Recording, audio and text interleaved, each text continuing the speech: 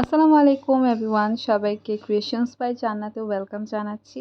I hope সবাই অনেক ভালো আছেন। আলহামদুলিল্লাহ আমিও অনেক ভালো আছি। আজকে আপনাদের সাথে এই মিটবলের রেসিপিটা শেয়ার করব। তো প্রথমে মাংসটা একদম ব্লেন্ড করে নিতে হবে।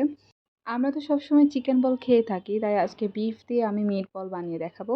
এর জন্য আমি গরুর মাংসগুলো একদম ছোট ছোট টুকরো করে কেটে নিয়েছি। এরপরে দিয়ে দিচ্ছি আদা 3 পিসের মতো, 2টা কাঁচামরিচ আর রসুন নিয়েছি এখানে অল্প কিছু। এই মশলার পরিমাণটা অবশ্যই আপনারা বাড়িয়ে কমিয়ে নিতে পারেন। আমি কিন্তু আমার টেস্ট বাড অনুযায়ী দিচ্ছি। এরপর লবণ দিয়ে দিচ্ছি পরিমাণ মতো। এখানে সয়া সস অ্যাড করছি 2 টেবিল চামচ পরিমাণ। এরপরে গোলমরিচ দিয়ে দিব পরিমাণ মতো। সবকিছু দেওয়া হয়ে গেলে এটাকে একবারের জন্য ব্লেন্ড করে নেব। জাস্ট একবারের জন্য ব্লেন্ড করে নেওয়া হয়ে গেলে এর মধ্যে আবার একটা ডিম অ্যাড করে দিতে হবে। আপনারা চাইলে এই পর্যায়ে পাউরুটি দিতে পারেন, আমি আজকে পাউরুটি দিচ্ছি না।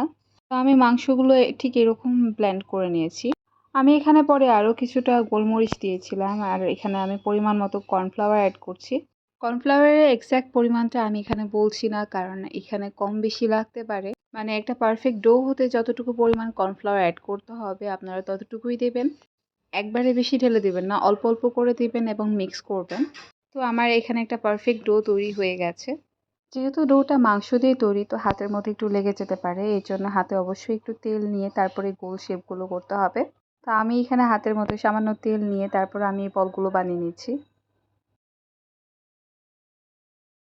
আর এই তো আমার সবগুলো বল বানিয়ে নেওয়া হয়ে গেছে। আর এই ছোট্ট পিচি সাইজের একটা বল বানিয়েছি। আমার মিনি মিনি সাইজের জিনিস তৈরি করতে অনেক বেশি ভালো লাগে। এরপর বলগুলো স্টিম করে নিতে হবে। এর জন্য একটা চুলায় সামান্য পরিমাণে পানি বসিয়ে এর উপর স্ট্রেনার দিয়ে এগুলো স্টিম করে নিচ্ছি। এখানে আমি দুটো চুলাতে সেম প্রসেসে সবগুলো বল স্টিম করে নিচ্ছি। বলগুলো সিদ্ধ হয়ে আসলে অনেকটা দেখতে এমন হবে। এই বলগুলো আমার স্টিম করে নেওয়া হয়ে গেছে, এখন এগুলোকে আমি ভেজে নেব। এর জন্য চুলায় একটি প্যানে তেল নিয়েছি, এখন এগুলোকে আমি ভেজে নেব। এই বলগুলো অনেক বেশি সময় নিয়ে ভাজার প্রয়োজন নেই, কারণ এগুলোকে অলরেডি সিদ্ধ করে নেওয়া হয়েছে।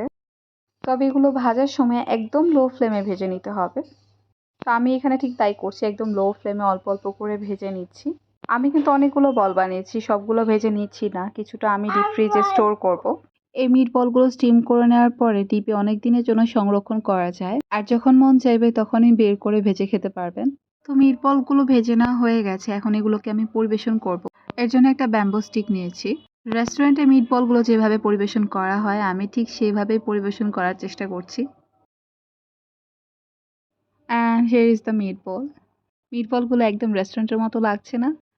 আমি রেস্টুরেন্টের মতো লাগার জন্যই ঠিক এভাবে পরিবেশন করেছি। আমার রেসিপি অ্যান্ড ভিডিওগুলো যদি আপনাদের ভালো লেগে থাকে তাহলে প্লিজ আমাকে সাপোর্ট করবেন, লাইক কমেন্ট শেয়ার করে আমার পাশে থাকবেন। আল্লাহ হাফেজ।